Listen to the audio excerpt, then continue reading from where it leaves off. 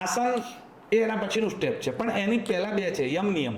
જેને યમ નિયમ ના આવડે એ યોગમાં કેવી રીતે પ્રવેશ મેળવી શકે? એટલે યમ કરવો નથી, નિયમ જાળવવાના નથી, સીધો મારે યોગ અને સિદ્ધ થઈ જાય એવું સંભવ નથી. એટલે એ જે ભ્રમ છે. અચ્છા, બીજી વાત એવી ચાલે છે કે તમે યોગ કરો એટલે યોગના કારણે કરીને તમને સીધું બધી વસ્તુ મળી જાય, તમારું શરીર સ્વસ્થ થઈ જાય અને નિરોગી થઈ જાઓ.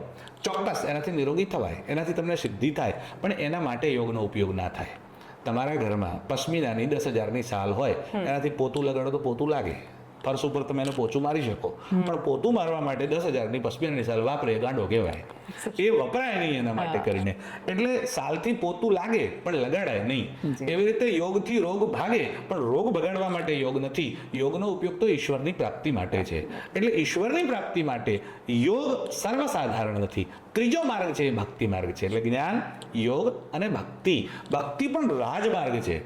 એટલે જેને કાંઈ ખબર ન પડતી હોય એ નામ મંત્ર લઈ અને એનાથી કરીને ભક્તિ માર્ગ સુધી પહોંચી શકે. એટલે ભક્તિ માર્ગમાં ધીરે ધીરે જેમ જેમ આગળ વધો ત્યારે ભક્તિ સિદ્ધ ક્યારે થાય છે? એટલે ભગવાન શંકરાચાર્યએ કીધું કે સ્વસ્વરૂપાનુસંધાનમ ભક્તિરીત્ય વિધીયતે. ભક્તિ સિદ્ધ ક્યારે થાય? કે પોતાના સ્વસ્વરૂપનું અનુસંધાન થાય, હું કોણ છું એની સમજણ પડે, એ ભક્તિનો નિચોડ છે. એટલે પાક છે એનો, પરિપક્વ થઈ ભક્તિ. એટલે હું કોણ એટલે આ ઇનામ દેખાય છે દાઢીવાળો ચશ્માવાળો નહીં, હું એટલે આત્મા.